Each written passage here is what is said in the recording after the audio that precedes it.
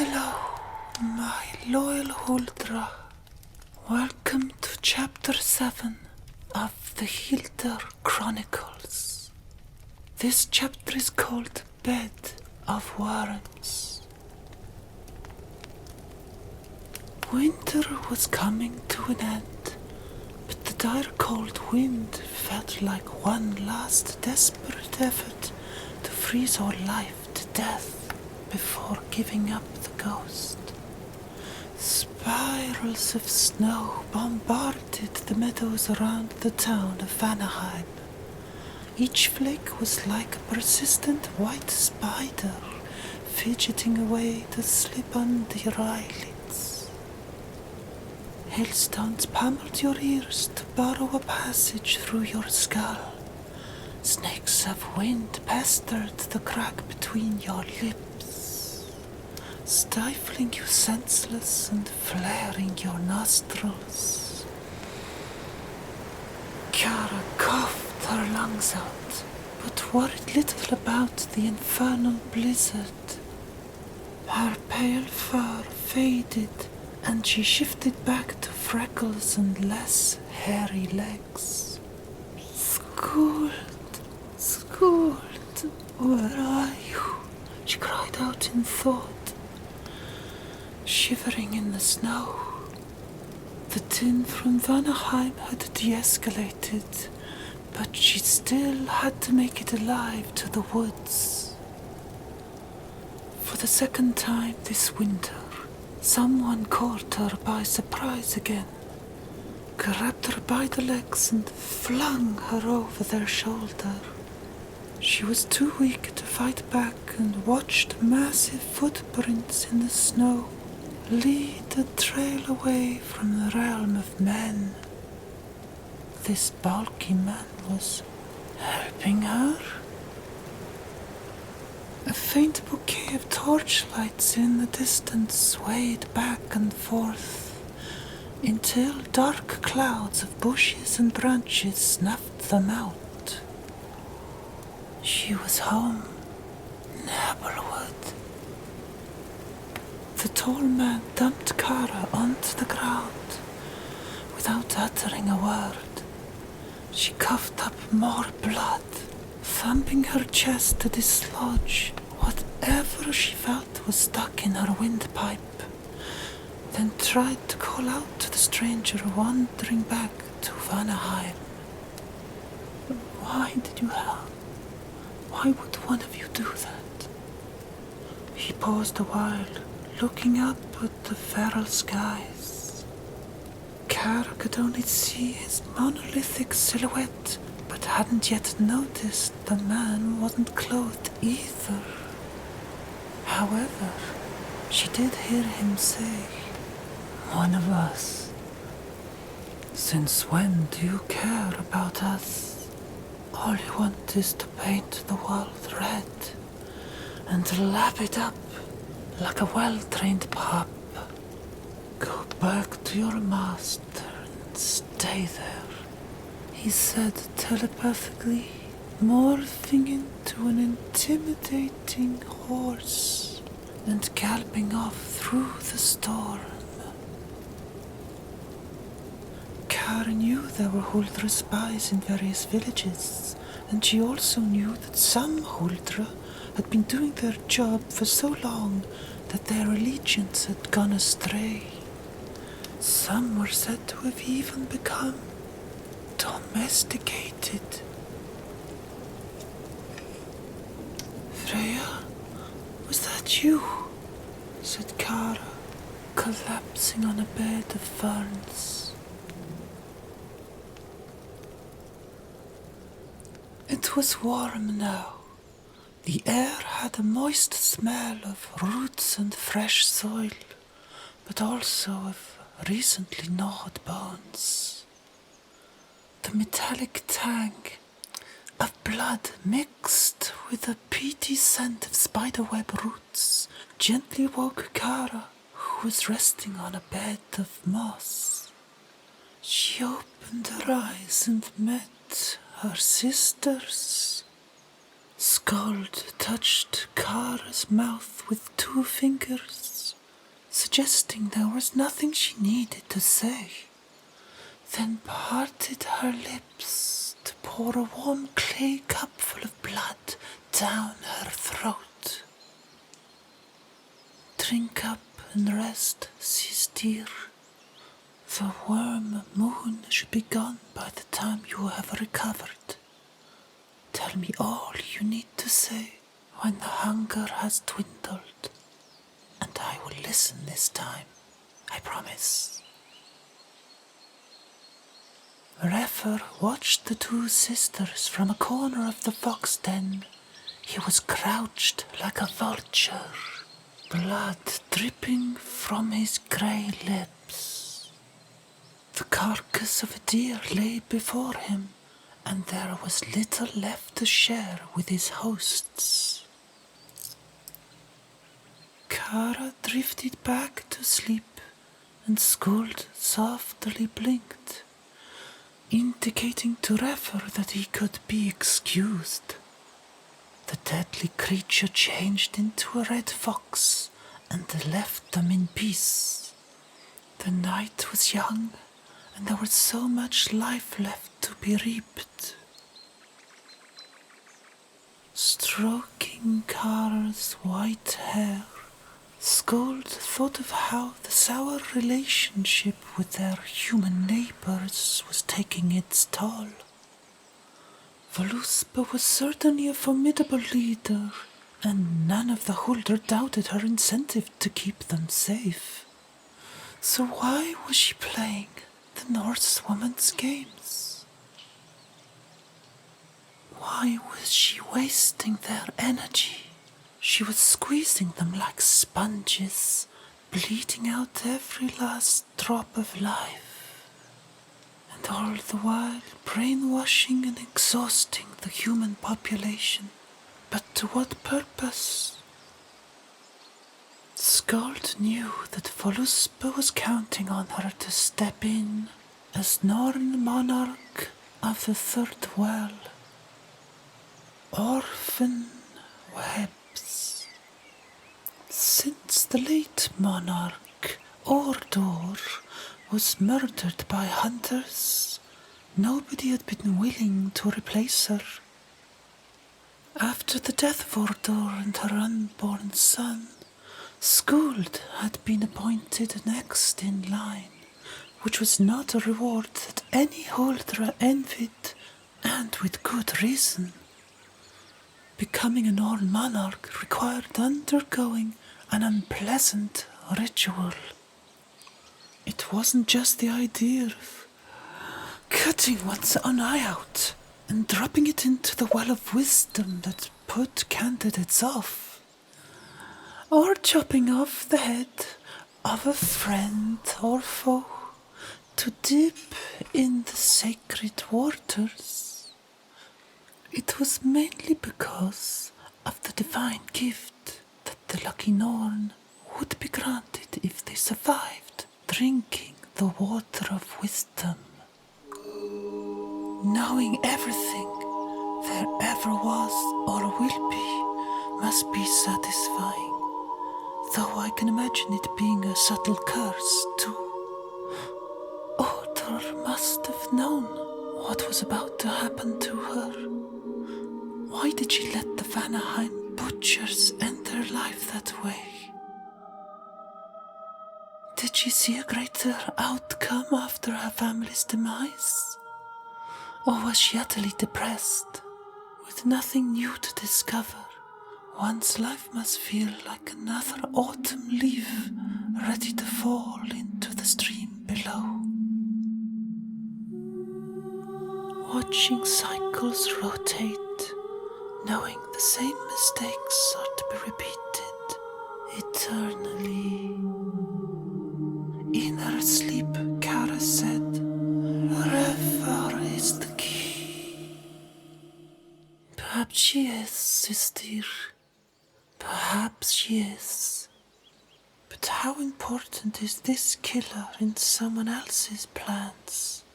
To be honest, I'm fed up with not knowing anything. Apparently, all I have to do is pluck an eye out hook your pretty head to my belt. Skuld paused a moment, watching tiny droplets of water that hung from moss on the ceiling, like clusters of spiders' eyes spying on her. She was expecting a Norse monarch to chime in and scold her. Nobody did. Bestla, the Norse monarch of Milkwell, is missing. Voluspa must be away. After all, this is what is expected of me. Mutilate myself, kill a friend, and drink the waters of wisdom. Before contemplating the actual idea of doing that, Skuld thought she should practice sharing her own wisdom. Over the years, she had watched the men and women of Vanaheim rise and fall without showing any signs of aging. She had seen the island of Vanaheim split into 3 hateful realms. She had seen her Ogni slip away from her, marry another human, have children, grieve his dead wife, and remarry. And now one of his children was toying with her people. She deserves to know more, this troublesome Hilda. A little spark in a field of hay. Sune sat alone next to the howling cauldron. Where have you gone, my dear? It was good to be out of the forest prison, despite the deadly storm that perhaps Kyoko had nothing to do with this time. Yet another Norseman had whisked her away from danger. But would she be stepping into an even worse quagmire this time, if the blizzard didn't swallow them up? Come to think of it, things aren't actually as bad as I thought. The Otarunai disaster, the deadly waves and sea snakes were definitely worse than being locked up in a cave. Spring is coming. The worst is behind us, thought Kyoko, squinting as the snow bit her skin. Hedil wasn't quite sure what was happening or how he was feeling. Was it guilt for saving this strange yet attractive young woman from HYLDR and Vanaheim's Jarl Gripper? Living in the shadows with the Princess of Vanaheim was no life at all. It was driving him insane. Having to fight the father of his beloved was a terrible quandary, and the War of the 3 Realms was exhausting his patience and self-control, to a point where he was ready to do something as foolish as this. Perhaps this will be the straw that breaks the fjord horse's back. The whistle of the icy wind died down for a while. Hedil rode at a canter as they approached the grove on Vigrid Plains where HYLDR and he would generally meet. When Hedil looked around to check if Kyoko was all right, he was startled to see her ghostly, wide-open eyes peering above him. The horse pulled the reins and skittishly picked up momentum, almost flinging the 2 riders off the saddle. Hedil felt his lungs shrink when he saw a winged creature swooping down towards them. It was scaly black, with yellow markings, long as half a dozen horses.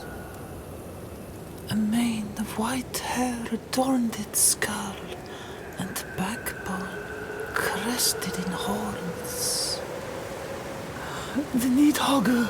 cried Hedil. Hold on tight. Kyoko gripped Hedil's waist as the prince tried to control his mount, dangerously careering into the darkness. The dragon dived at them, letting its hind legs drop. Its carmine claws swished past their heads as they ducked, and the wind began to howl again, erupting with battering hailstones, as if in connivance with the creature. Hedil yelled at his horse to slow down, but Gerahod would not respond. They heard a violent snap, and the earth felt as though it had caved in. For a hovering split second, they felt a sickness rising, and they were catapulted forwards into the snow. Hedil's horse whined in pain, rolling on its back with broken legs spraying blood onto the white plains. Hedil shook his head to retrieve his senses. He saw they had crashed into a clutter of shields and smashed carts. So much debris. The lands looked like 100 battles had been fought there over the last year. He couldn't understand what he was looking at, but abandoned that troubling thought as the dragon returned. Kyoko felt in her gut that the beast had no intention of missing its prey this time. She saw their terrible fate gliding towards them through the snow, and her body temperature rose with simmering terror. Tiny flakes of electricity crackled around her. Hedil was too focused on the imminent threat to care for his wounded Yor or observe the sudden weather anomalies. He clenched his sword's hilt and stood his ground. As the dragon flew closer, the snowfall increased, but the wind suddenly twisted and blasted in the predator's direction. Lightning spread through the clouds like leafless branches, and thunder shook their bodies. Shards of ice rained on the dragon, and a hailstorm of electric shocks showered its scales. Nevertheless, it pursued its prey with angry jaws wide open. Kyoko saw the face of her dead lover from Otarunai being cut to pieces. His face melted into the blizzard of ice that was lacerating her skin, and when she saw the dragon diving towards Hedil, she screamed so loud she thought she'd gone deaf. Spiraling winds thudded the meadows, and before the dragon could snatch Hedil's head, a tornado whisked it out of sight. Kyoko fell to her knees in the snow. The wind died down. Feathers of snow gently fell. Hedil knew the tale of the Níðhöggr. He couldn't help but feel that this demon had been sent to punish him and Kyoko. A curse the swines of Vanaheim had called her. However, the gods had shown pity on him. The fiend had been removed from the battlefield. But why? His horse had suffered a different fate, with cracked bones sticking out of its poor legs.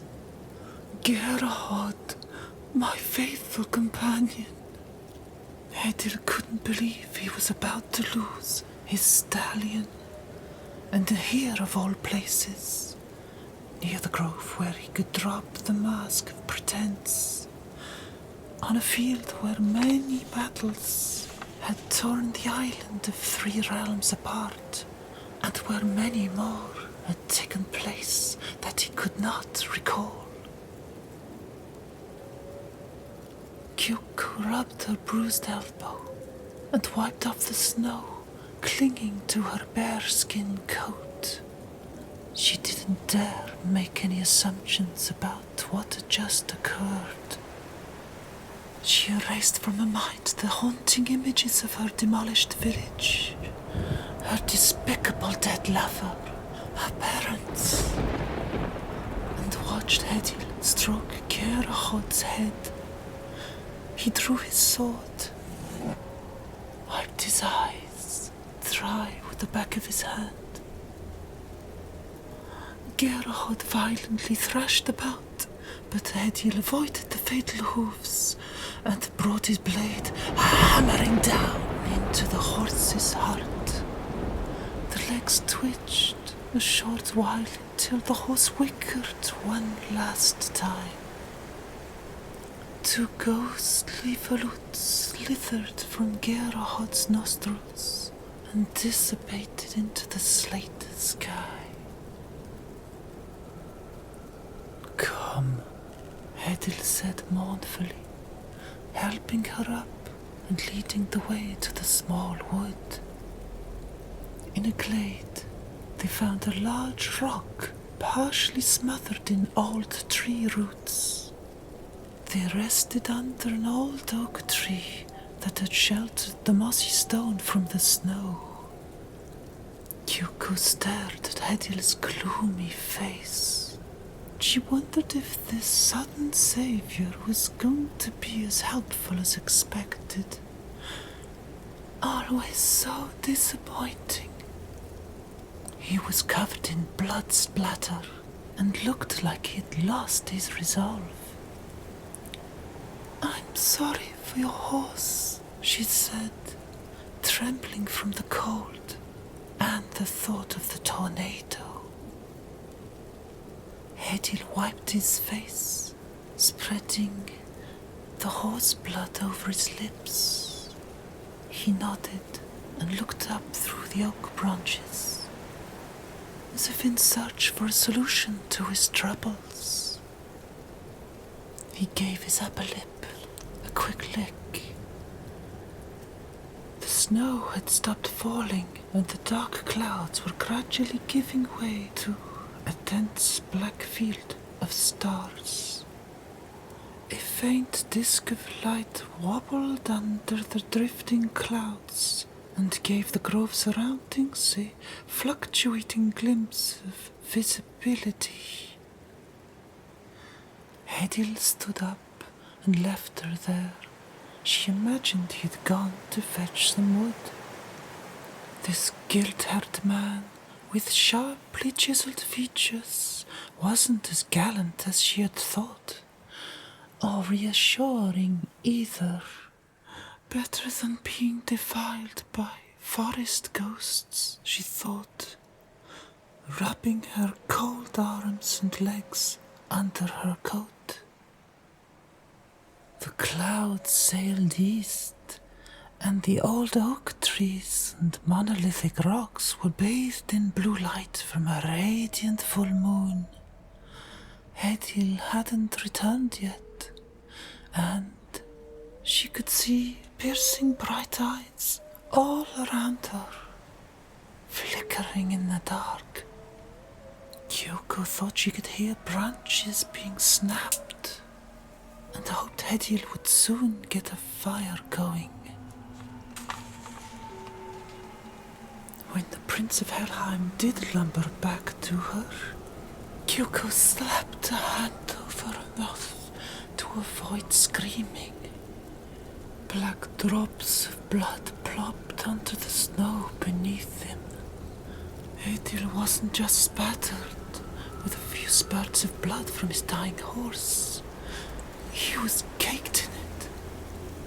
He slumped to the floor and sat there in a catatonic state. Bits of torn flesh and cracked bones hung from his hairy body, suggesting he must have gorged himself with his own horse's meat. Kyoko saw that his nails had grown similar to Refer's claws. "I must be a magnet to madness, she thought, calming her nerves with memories of Refer's relaxing, warm presence. Hedil thought he was floating in a pool of bliss. The slight movements his muscles made sent tingles of pleasure throughout his burgundy-red body. Heady moon rays stroked his skeletal back, spreading soothing warmth through his bones. All the while, a gust of rage was building up deep inside. Kyoko shivered when the Draug's head twitched and his eyes locked onto her skin. He slowly uncoiled from a sitting position and crawled over to the hazy vision of prey sitting opposite him. Hedil sniffed Kyoko's skin and licked her neck. Without a drop of fear, Kyoko said, "Oni of the night, do you wish to eat me?" The Draug retracted his tongue and closed his jaws.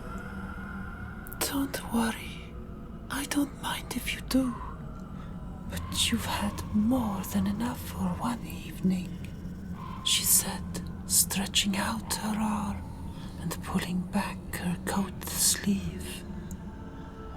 "If you must, try a finger. They are said to be tasty." She knew she'd gone mad a long time ago. Hedil hesitated, understanding this human's honeycombed words. The hunted woman was not afraid, which nullified his desire to slash her to pieces and rip out her. He briefly remembered Hilda's unborn child he had devoured, then instantly forgot as Kyoko's pale hand stroked his forehead. Kyoko squeaked when Hedil dug his fangs into her index finger. He gently sucked on it, like a lamb sucking its mother's teats, and lay down on her lap. Her energy was ebbing away, and the glade was beginning to blur. In fact, the clouds had returned, and the moon was now masked behind an opaque sheet of slate. Hedil shriveled back to his human form, while Kyoko stroked his head, covering the young man in Asmund's coat. "What happened?" he asked, sheepishly, already fearing the answer. "Are you harmed?" "I've seen worse," replied Kyoko, wrapping her finger in more cloth from her yukata. Hedil touched the fabric and started to shiver. "Don't worry, I know what you are. You growl a lot and make a hell of a mess. But in the end, you're all just hungry kids." Hedil didn't want to think too much about what he was remembering from similar outbursts as these. He didn't want to believe it was true. "I am the son of King Jarl and Queen Asgard. This isn't possible." "Believe me, anything is possible," said Kyoko wistfully. "I've come to realize that the worst is only just around the bend. I thought cherry trees were about to blossom, and all I got was bloody oaks. I don't really care what happens now. Why worry about what you know is going to crush you? HYLDR rose to his feet, putting on Asmund's coat. He felt sick and closed his eyes when he saw all the stained moss. Let's get out of here. We don't have long before sunrise to make it home. Do you still want to follow me? Kyoko got up and crossed her arms. You promised me more than what I already knew about Vanaheim. Please, show me the better sides if you can. HYLDR opened the long bearskin coat and invited Kyoko to join him. She gave him a shy smile and HYLDR wrapped it around her. Kyoko didn't even notice his bare sticky skin, now that the cold reminded her how close they were to another fatal ending. Their body heat helped them cross the rocky grove and the plains, and they somehow avoided starving wolves and midnight hunters. Gunnar was nowhere to be found. Whenever he was unavailable to assist the Queen, Eleonora had a few other options who would eventually join her when the king was looking the other way. One of them was a young man with reddish long hair. He claimed to be deadly enough on the battlefield to never have to leave the castle and be stationed as royal guard, protecting the Queen and King at all costs.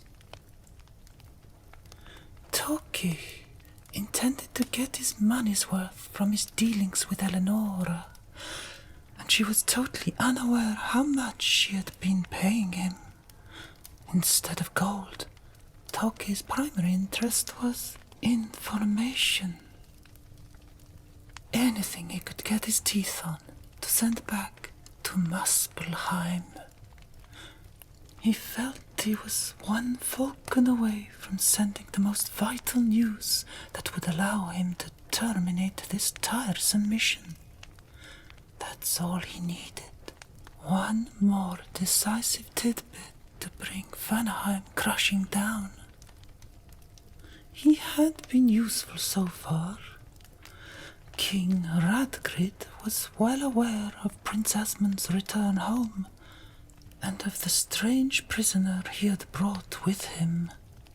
He also knew of Agni's reckless hunting trips into the woods alone, which would prove to be fatal if Toki could send the falcon in time to inform Muspelheim of a specific day. Today was the day.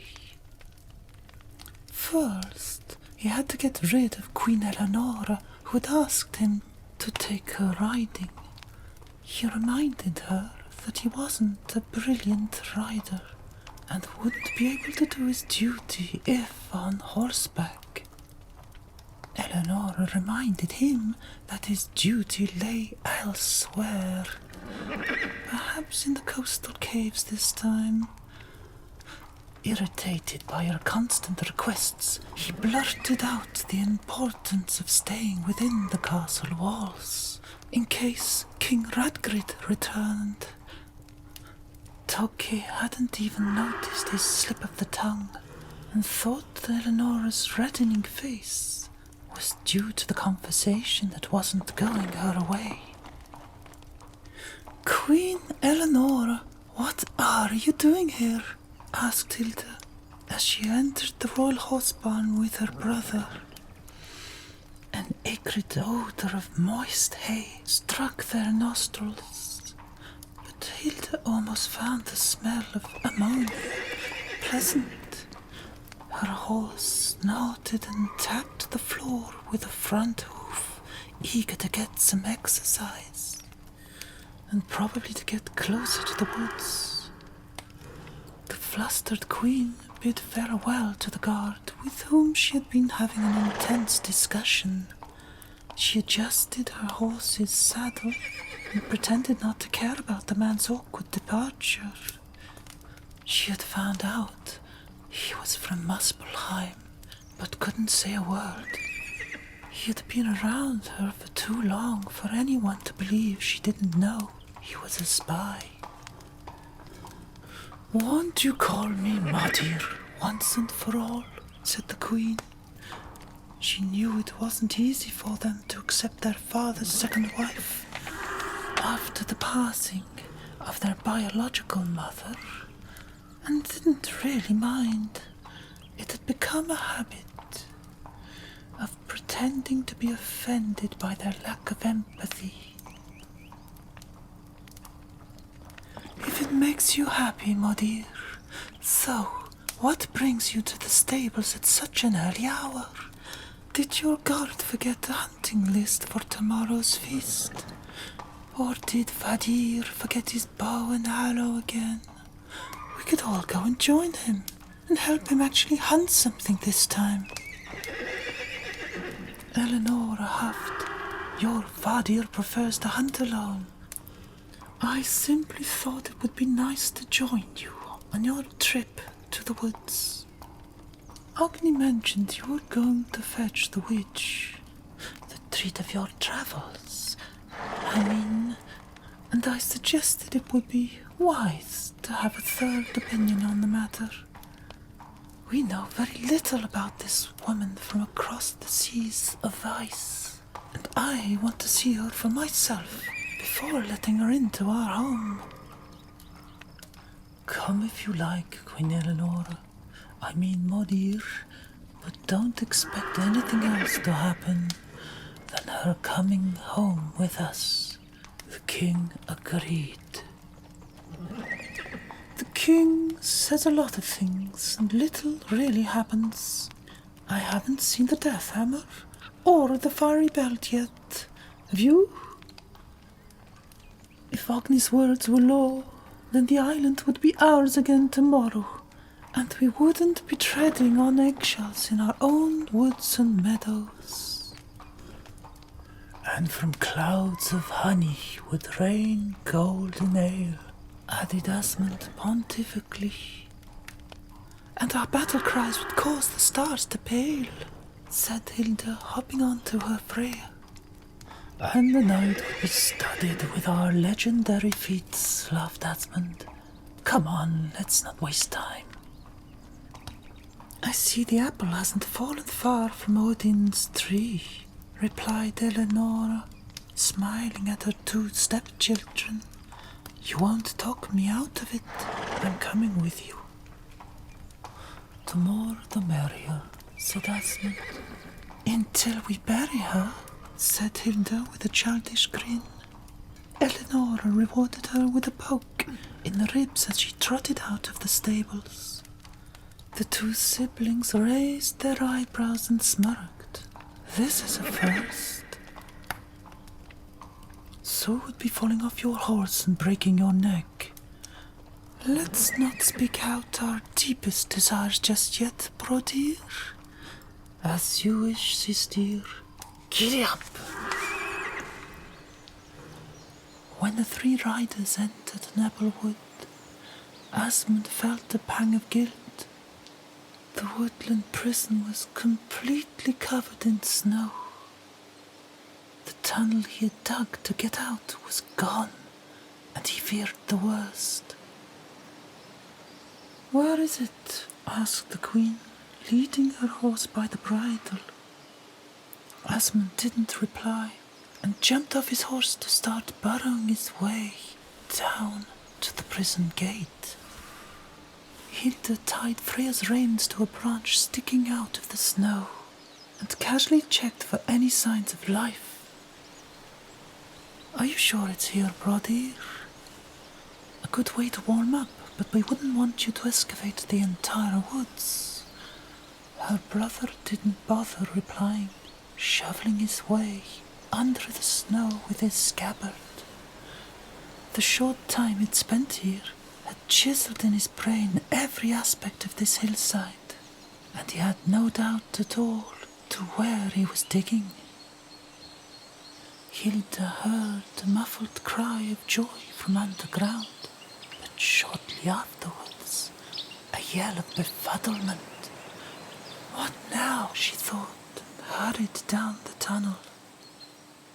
The gate was unlocked. She's gone, sis dear. I don't know how, but she's gone. Did you forget to lock the gate? She can't be far. Although after that blizzard, I don't believe she... I locked it. We argued about it. Someone must have helped her. But there are only 2 keys to this prison, said Asmund, crouching beside the dead fire, testing the ashes' heat with his fingers. There were 3, said Eleonora, tapping her long coat to shake off the snow. 1 was lost in the bay, so I am told. That's correct, my dear. Only these 2 keys exist now, said Hilda, clinking her old key against the one still in the lock. Unless a mermaid fetched one from the seabed, gave it to a sailor she seduced. Unless the key was stolen, said Eleonora. If there were spies in our household, it wouldn't be too far-fetched to imagine petty thieves. Asmund violently flung a charred log at a wall and left the cave. I'd better follow him. He's bewitched, the poor lad, said Eleonora. Are you coming? First I will look for clues. Then I will meet you back at the castle. You sound like Gunnar. Take care, Dottir. Hilda kissed Eleonora's cheek and waited for her to climb up the snow tunnel. When the sound of horses neighing and plodding through the snow faded, she frowned at the wall where Asmund had smashed a burnt log. She couldn't believe her eyes. Runes had recently been added. What in hell have you done, my starling? She rubbed at the black smears with her sleeve and deciphered the symbolic first quarter moon over a flat line, referring to the plains where they would normally meet. Hilda was devastated. 7 days to wait for him to explain his perfidy. Queen Eleonora found Asmund on the outskirts of the forest, staring into the pale distance. His head was low. The pristine blanket of snow over the meadows in front of him offered no hope of following Kyoko's footprints. She must have perished. If she made it this far, Asmund, and survived a few days with us, I'm sure she made it through the storm. She'll lie low for a while, take the time to miss you, and when spring has made the pines cry, she'll poke her head out of a rabbit hole. But where did she go? Said Asmund glumly. Helheim is a large island with plenty of places to hide. She can't be far, and we know she hasn't tried swimming back east. That's the point. My gut tells me she's done the opposite, he said, nodding towards the Nibelungen Mountains. Let's hope not, replied Eleonora, placing a comforting hand on Asmund's shoulder. Icy tongues of wind licked every nook and cranny of the jagged rocks, coating the black slopes of Nibelungen's peaks. A golden eagle shrieked as it launched off a protruding slate formation that began to crack. A great chunk of rock detached itself from the mountainside and tumbled into the gorge below, smashing through dead pine trees, clinging to the cliffs. As rubble tailed after the falling rock, something desperately flapped its wings, trapped in a narrow slit in the slate ravine. Its frantic movements were slowing down. The black and yellow striped thorax of the beast was wedged in what seemed to be a cave entrance. It hissed and growled, thrashing its spiny tail, only to cause the gashes all over its scaly body to bleed even more. Beyond the crack in the cliff face, a chasm of darkness echoed back its immensity. After hours of struggle, the dragon admitted defeat. Getting stuck in a hole was quite the humiliation for one who claimed to see more than others, with one eye. And this famished dragon, usually referred to as an oracle, had not foreseen this ridiculous fate. That wretch! Why didn't I see the danger? If I can't trust the visions, then we are lost. The salamander-colored dragon shook its white mane one last time and passed out. Its leathery skin wilted, and the bulk of powerful muscle shriveled to the grey corpse of an elderly woman who fell to the slate floor. Out of the dripping, hallowed darkness came an iron glove that dragged the body away.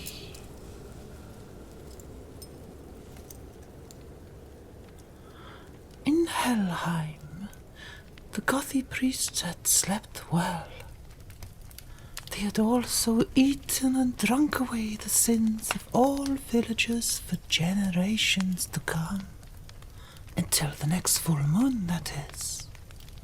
While the priests sang their morning praise to Mani and Sol into pails of vomit, Hedil sneaked into his quarters with Kyoko. He lit a fire and found suitable clothing for both of them. When Kyoko was finally resting in Hedil's wooden bed, ornamented with white dragons, his family's emblem, a tall girl barged in, knocking the oak door against Hedil's elbow. "Astrid," Hedil whispered, rubbing his arm. "Please let yourself in." His younger cousin was used to dropping by unannounced, and this morning was no exception. "Skiving off the Gothic parade again, eh? I see you've had your fun," said Astrid with a sly grin, flipping long blonde braids over her shoulder. "Who the sheep's piss is this one?" "Nobody, Astrid. Keep the noise down, would you? Been a long night, and I need to rest." "Oh, I bet it was. I bet it was indeed. We had a long night too, you know. I don't know why your father doesn't behead a lot of them. I know Modir almost lost it when one of them commented on her drinking. Astrid does like to enjoy herself. She can enjoy herself all she bloody likes. Those hollow hypocrites cracked open a 60-year-old hogshead. If I hear another sanctimonious word of wisdom from those languid lobsters, I'll scream.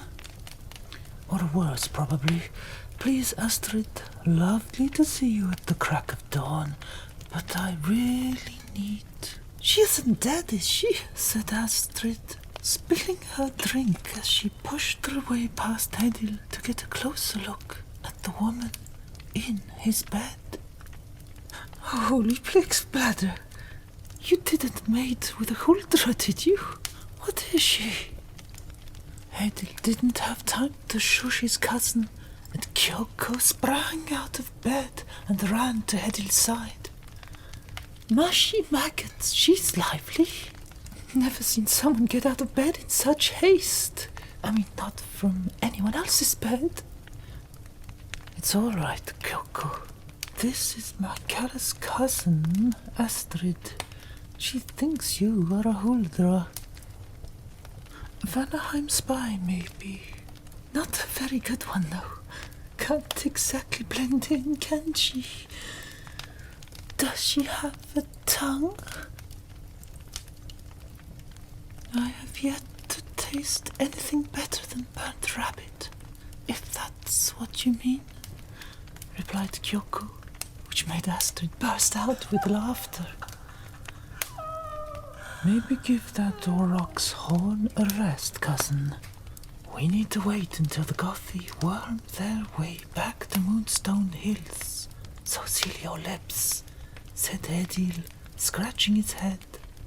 Or just talk about something else if you don't mind. Did I make myself clear? Oh, crystal clear, cousin. As clear as the brain of a clobbered corpse. Astrid pinched Hedil on Kyoko's cheeks and gave their faces a shake. Just give me a heads up if you think she'll turn into a snake. Can't stand snakes. Or elks. See you later, Astrid, said Hedil, pushing her out of his room. I'm counting on you, he said, kissing her forehead. Astrid winked back, softly stroked his chin, and wavered off to find someone else to torment. HYLDR needed to be alone. Since she had found evidence of Hedil breaking Kyoko out of prison, her mind was ablaze. She strolled along Katyogel stream where Sune had saved her so many moons ago, and brushed through the weeping blossom of willow trees, touching the crystal water flow. How could he do this to me? What did you think would happen? You fool! HYLDR was half hoping to find Sune sitting on the ledge over Owl Talon rocks. But instead, she came across a woman with long blonde hair, peering into slivers of sunlight dancing over watery curves of the pebble stream. Daughter of Skuld, I don't believe we've officially met. HYLDR was still in a furious mood, and drew her blade in a rush of anger. I don't know you, and I don't want to speak to you. Go away. I didn't mean to upset you. When I say we've already met, that was perhaps an overstatement. Oh, but I do remember you. I remember so much, and I have seen what I should have not. I should have spoken earlier, years ago. Annoyed as she was, HYLDR couldn't help remembering a blonde woman of similar stature around her father, many seasons ago. Are you an acquaintance of my father? And more, I'm afraid. My name is Skuld, said the woman from the other side of the stream. She stepped into the water barefooted and played with the willow branches swaying all around her.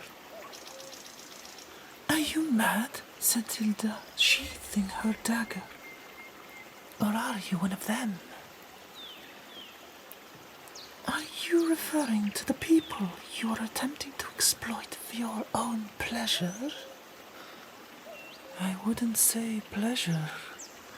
I merely seek to defend Vanaheim's interest in the most effective way possible, and the HYLDR have been most useful. Agni would love to hear about your dedication to war and family values. Vadir knows about your kind. I wouldn't go so far as to say he knows all about us, but I will say that he knows me very well. What do you want? Said Hilda harshly, looking away. I wanted to meet you at last. Your father would do anything for you, as did your mother. How could you know about Modir?